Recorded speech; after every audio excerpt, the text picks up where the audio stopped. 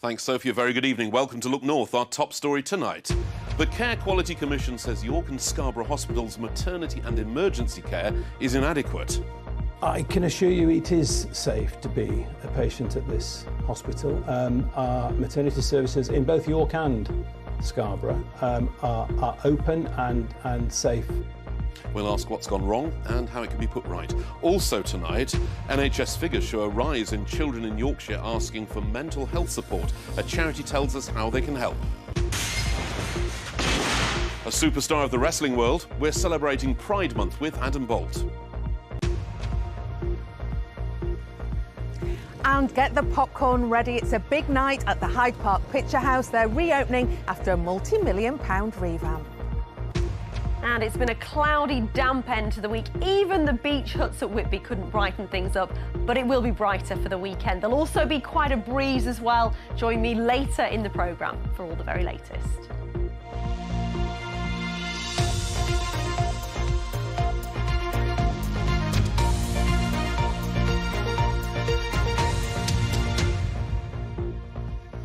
Hello there, thank you for choosing Look North. Patients are being put at risk. That is the warning from the Care Quality Commission about maternity and emergency care in North Yorkshire. The health watchdog has rated the services at York and Scarborough hospitals inadequate and said they must make improvements. The Care Quality Commission said it was concerned people couldn't access services when needed. It also found there weren't enough staff with the skills, training or experience to keep people safe. Inspectors said they saw dirty equipment and premises and clinical waste not being managed appropriately. Today's report means that a third of maternity services at hospitals across our region are now failing to meet the required standard. David Rhodes has tonight's top story. 800,000 people depend on two hospitals in North Yorkshire. Hospitals that a watchdog says are providing inadequate care. Is it safe to be a patient at this hospital?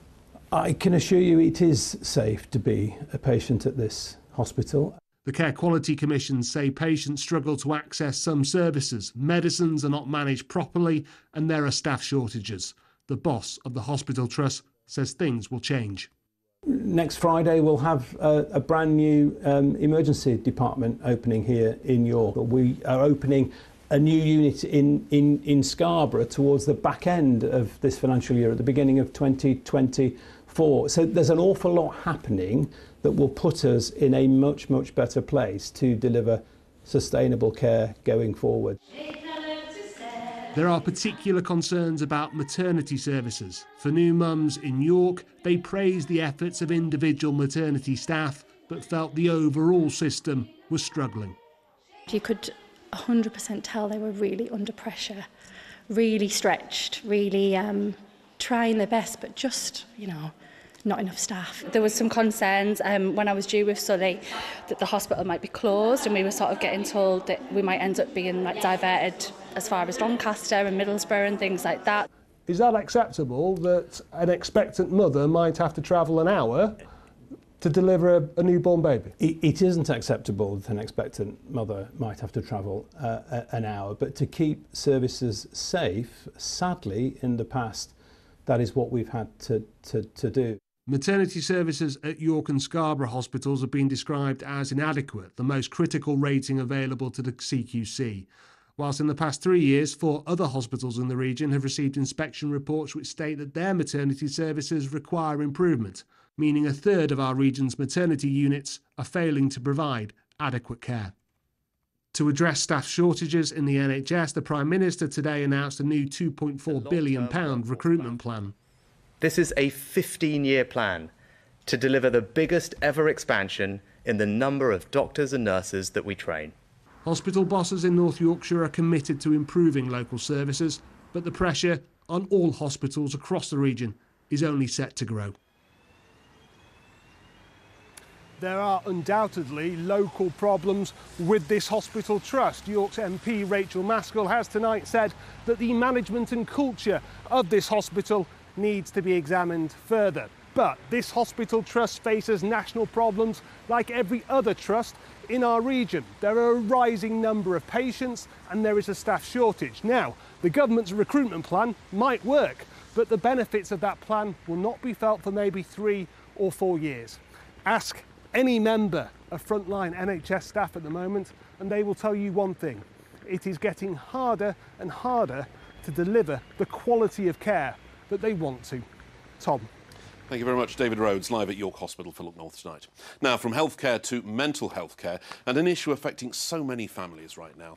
Figures from the NHS show there were almost 40,000 children in contact with mental health services in Yorkshire and the Humber in September last year. But just 6 months on, that number had risen by 10,000, meaning almost 50,000 under-18s had been referred for mental health support. Well, now a charity that supports vulnerable children in West Yorkshire has told Look North ever since the pandemic it's seen a growing number of children struggling with feelings of isolation.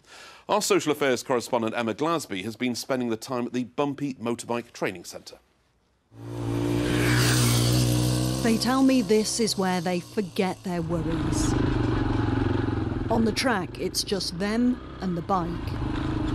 More than 100 young people come here every week to Bumpy, an off-road motorbike training centre in Birstall.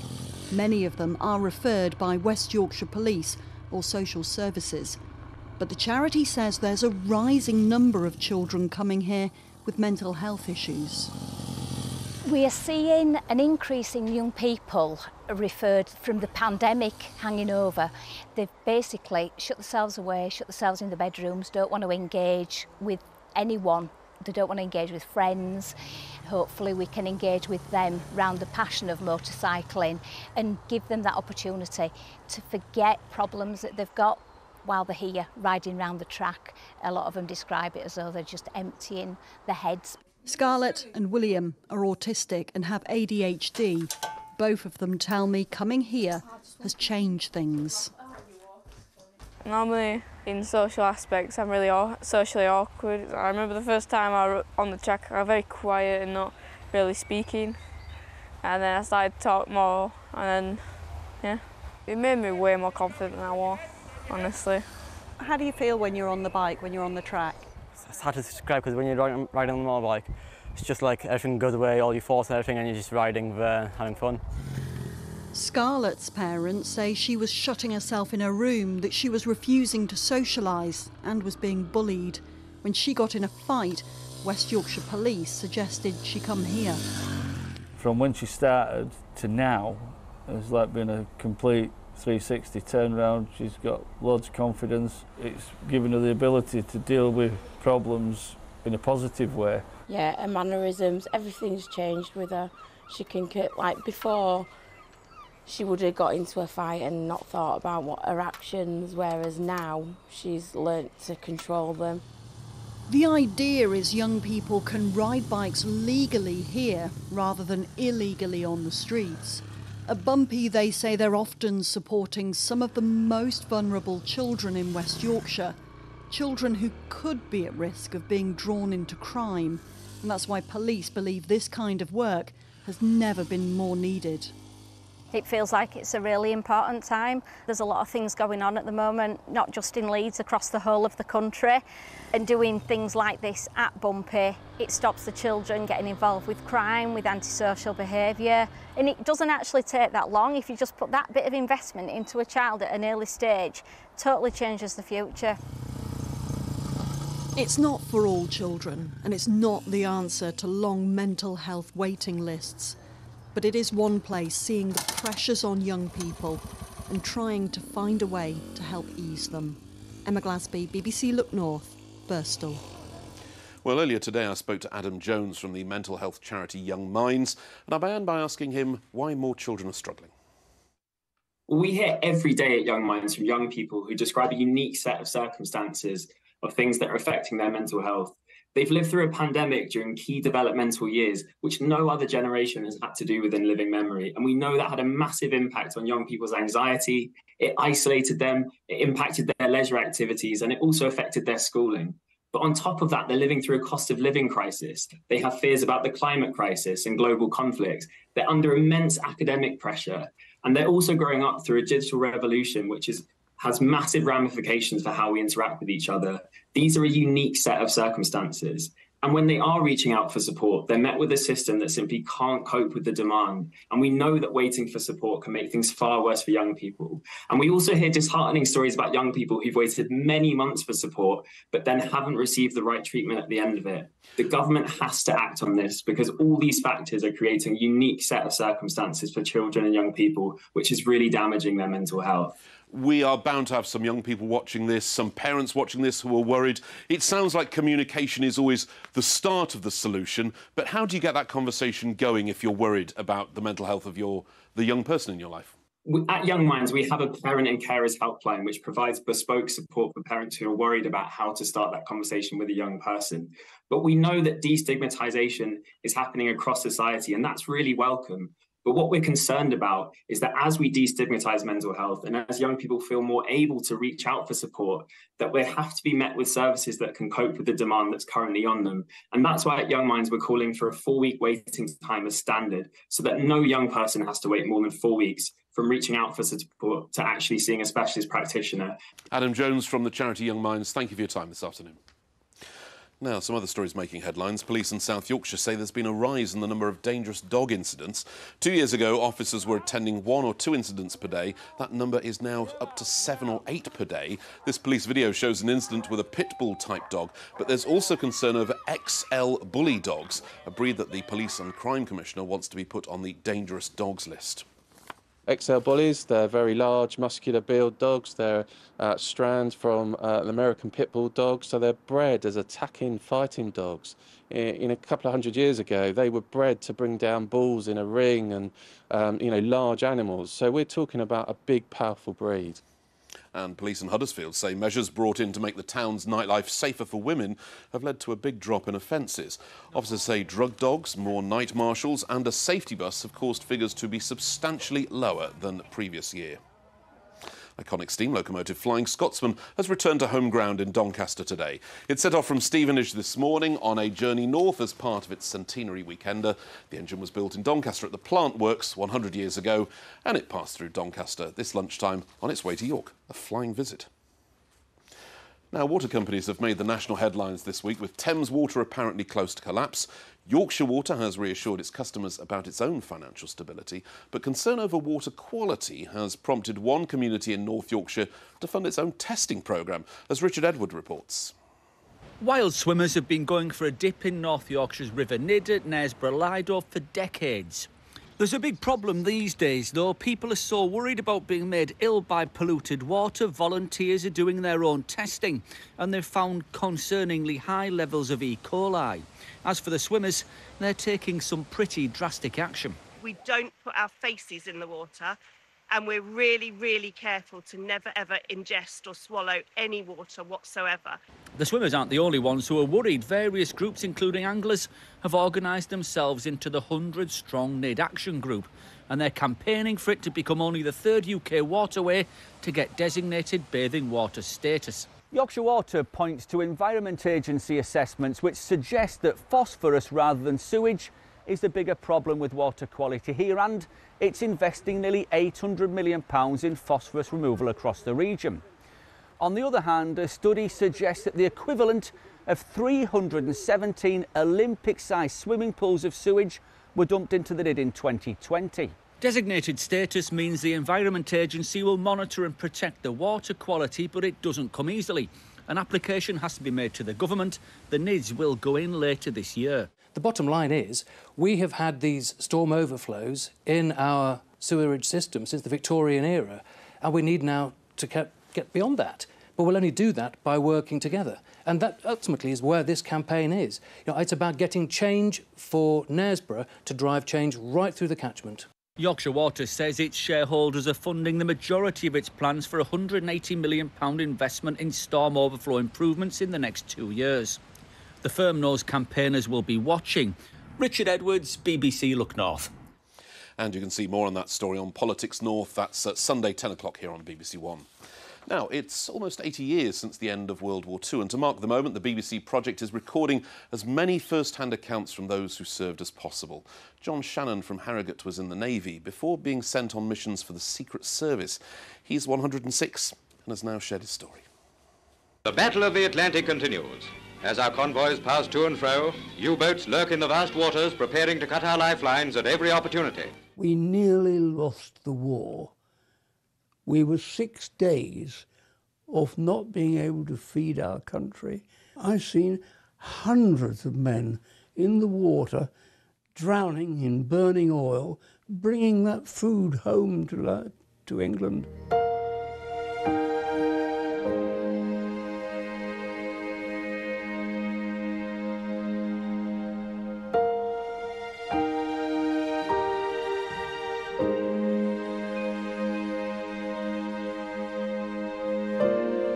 This is the first tie I had on when I first stepped aboard a bridge of a ship, being the officer in charge.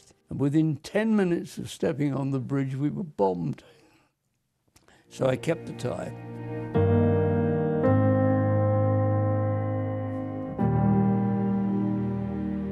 And one of my undercover jobs, which is not secret now at all, I could tell you anything about it, was helping the people to make an anthrax bomb on Grunyard Island. We helped them counting up dead sheep and so forth, things they'd killed with the anthrax bomb.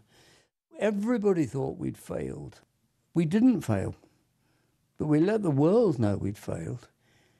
That if they had invaded us, we were going to use chemical warfare. Churchill absolutely meant it. They were not going to be allowed to come to get ashore. There's one I mustn't ever say a word about to this day. I know what I did. That's no problem. I started off by a chap stepping out from behind a lot of wood in the Surrey docks and saying, "Shannon, I want a word with you." And I went over, and he was an admiral. He said, "There'll never be a word of this written on paper, ever." And they took me and landed me on the continent. And when I came back, I waited some weeks before I suddenly got called to the Admiralty.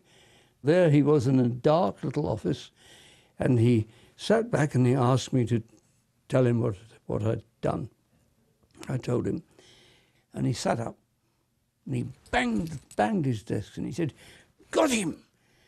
2 years' work, Shannon. Got him."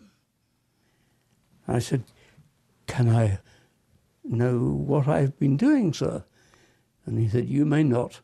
That's all. Good morning." Thank you, John.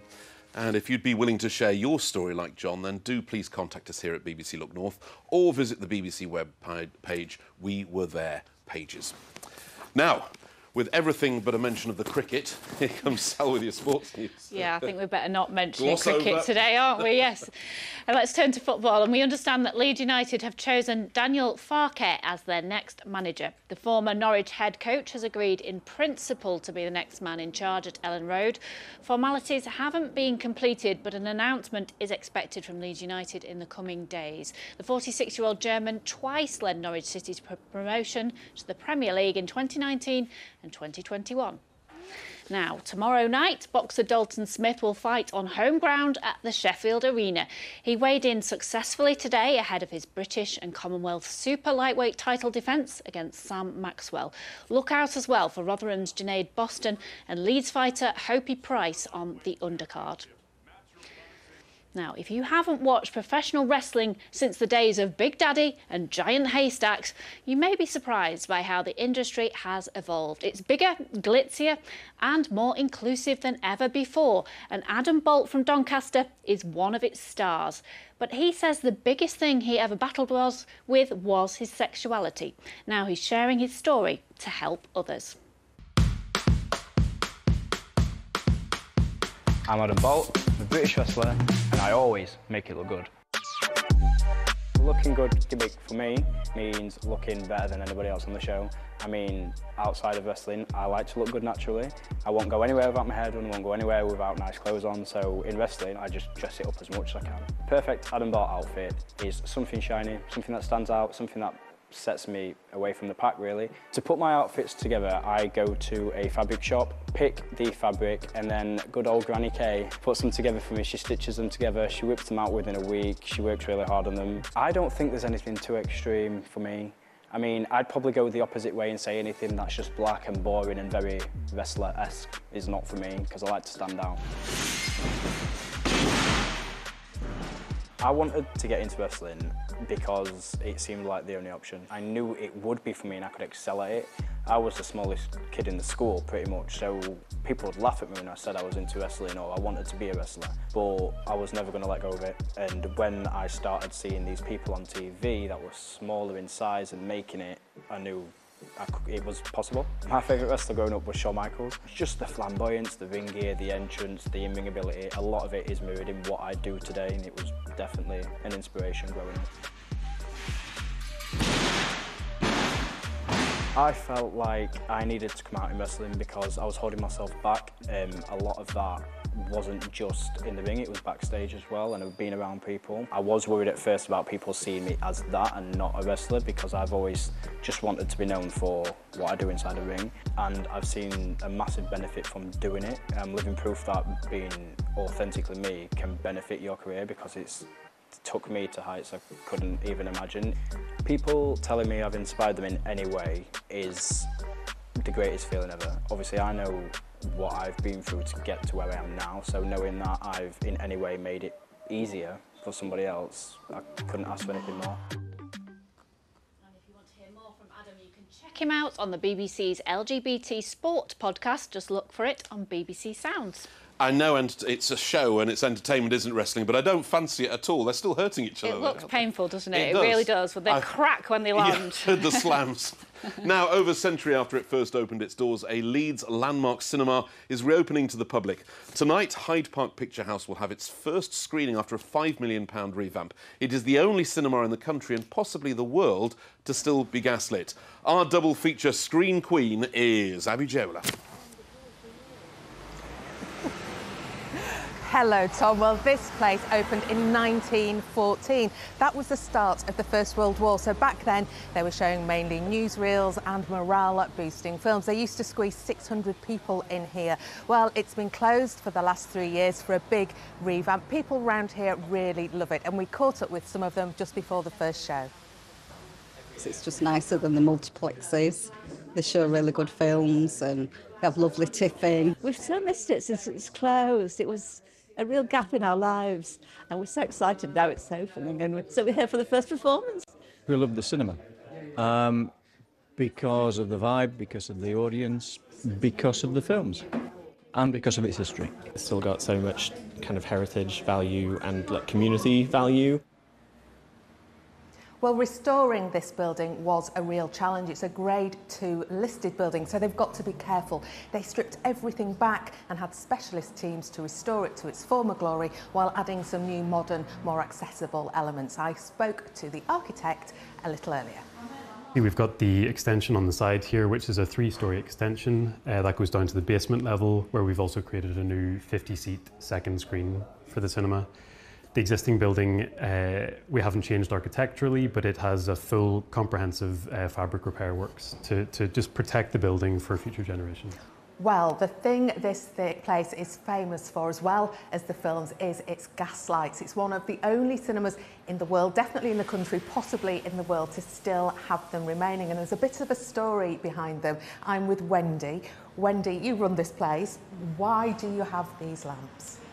A real special feature. So in the early days, it would have been called modesty lighting. They would have given ushers a little bit of extra illumination in the screen, allowing us to kind of keep an eye on the more exuberant audience members, how to just ensure everyone is there really for the enjoyment of the film rather than anything else. So that was to make people behave. Let's hope everyone's behaving tonight.